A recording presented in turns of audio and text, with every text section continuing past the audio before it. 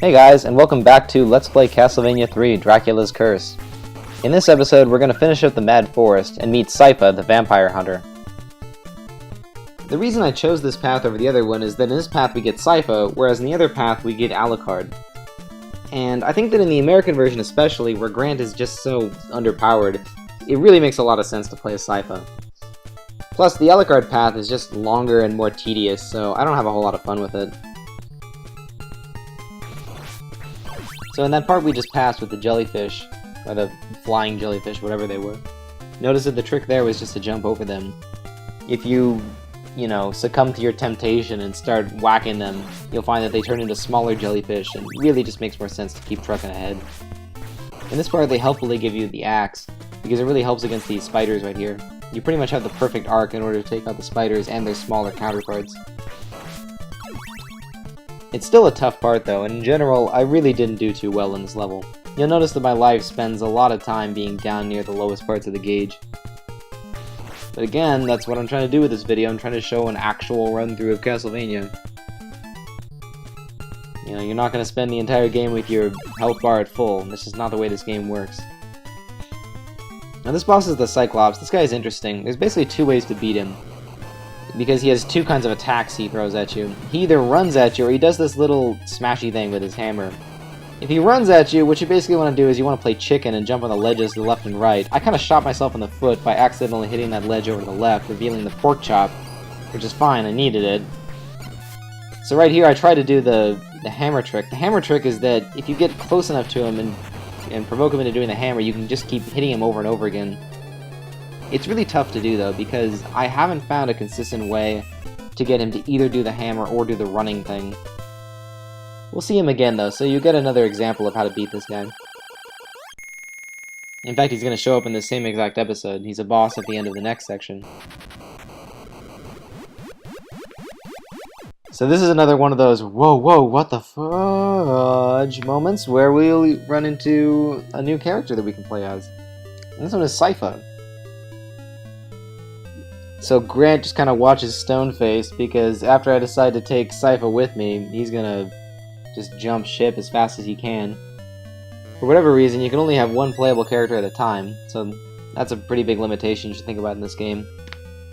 My job is done, Grant says. So now he can go home to his other job, which is being a pirate in a landlocked country. Well, I don't know, Grant. You might not have a job where you're going back to. You might just find yourself in the unemployment line. But oh well. Anyway, off we go with Syfa. Now, Syfa's a really, really awesome character, and I'm going to switch into her pretty much immediately. And then I'll explain how her controls and attacks differ from Trevor's. So, the control mechanism is actually pretty much the same. Like, she can't control her mid-air velocity. She has the exact same jump arc and everything, and the exact same speed. But she has these amazing attacks. She has this great staff attack, which is about as fast as Grant's weapon. It has no delay. About the same range. But on top of that, she has these curses, or spells, I guess, that you can pick up. Right now I have the fire spell. And you'll notice that when I use it, it's got a pretty decent arc. Although I'm going to mess it up when I try to defeat this skull guy here. It's got a pretty decent range. And at the same time, it's twice as powerful as Trevor's most powerful whip. So you'll see me dispatch that flying ghost in just one hit. Normally that would be 2 hits with Trevor. So really, she just has a lot of useful spells. The fire spell is the one you're going to run into the most often. And the fire spell corresponds to the knife and the axe for Trevor. So anytime with Trevor you would normally see an axe or a knife. That's going to be a fire spell for Syfa. Whereas she also has an ice spell, which is extremely useful, and a lightning spell. The ice spell corresponds to the holy water, and the lightning spell corresponds to the boomerang. And then she can use the timepiece, but why would you want to use the timepiece with Syfa? It's a waste. Her spells are so awesome. The only downside with Syfa, really, is that she always takes more hits of damage than Trevor would normally take. So you might have noticed that I've taken 1 hit of damage so far, not including the pork chop that I took earlier. And I'm already down 4 health. So in the early levels, she's going to take 4 hits of damage every time, as opposed to Trevor, who'd normally take, I think, 2 or 3 in this level. So that's a huge handicap, but at the same time, I don't think it actually limits you as much as you might think. Because honestly, like I said before, in this game, you're going to spend a lot of time getting knocked into pits. in which case your life bar means nothing. So why not play a character that has the same controls as Trevor, so you don't have to do this context switching in your brain, and has really awesome spells? I think Syfa is a great playable character. At this part you might notice that the platforms have the same color as the sprite for Syfa. What's interesting is that if you change characters here, the platforms actually change color, and that's because of the limited color palette on the NES. They have different color palettes for the different characters, and I guess that some of those palettes are shared with the environment. So at this point, I'm trying to save up as much hearts as I can because these spells are going to be incredibly useful against the boss. And there's one mid-boss coming up and then a final boss at the end. Syfa's spells, except for the ice spell, basically just annihilate all the bosses. So even though every time you get hit, you take a fair chunk of damage, like watch, here I'm about to take 4 hits of damage, you really don't care because look, I took out the boss in 4 hits. Normally with Trevor that would have been 8 hits, and I would have been jumping around and dodging, and it would have just been a pain in the ass. With Syfa, I take 1 hit, but it's over real quick. By the way, this song I find to be the weakest song on the whole soundtrack. It's called Anxiety, and this song will really get on your nerves if you take the a la carte path, because in the a la carte path, instead of going through this ghost ship, you go through this really, really long level where you're climbing up through the basement of the castle, and you have these falling blocks to contend with, and basically you just stand there waiting for the blocks to fall so that you can jump on them, or you're waiting for acid to drip from the ceiling to cut through blocks. It's really not about anxiety, it's more about patience. And the level takes forever. It really, really does. Like, I remember watching this Japanese show where they play these old video games just to see what it's like. I think it's called Game Center something or other, I can't remember what. Anyway, on one of the episodes they played Castlevania 3, and I remember that the guy playing it, poor guy, he played the game for 16 hours straight, and I think the last 9 hours were all that one level in the a la carte path. Like, he was just playing the level over and over and over again because it's really long and it doesn't have a save point at any reasonable spot.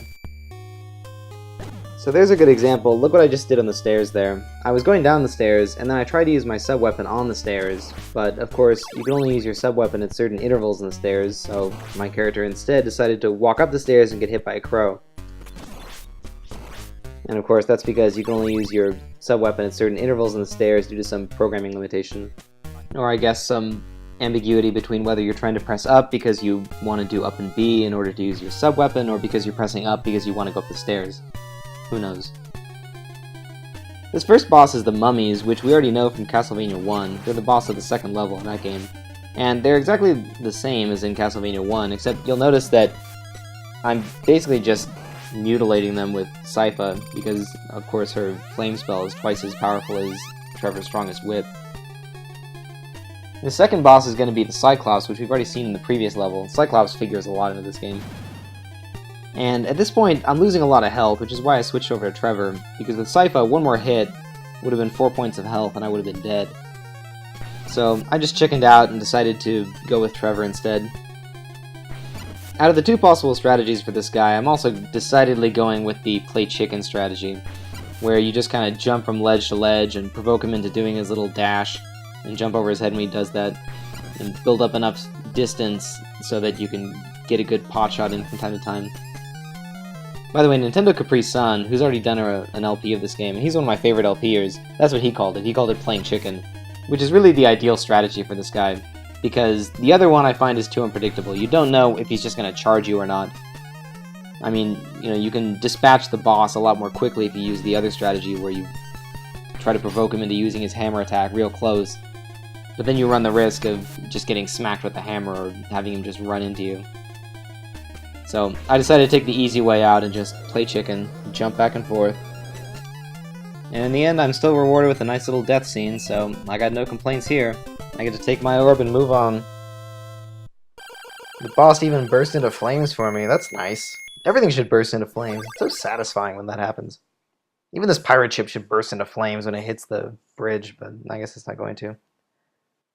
Well, in the next stage, we'll embark on the bridge to Dracula's castle. I'll see you guys then.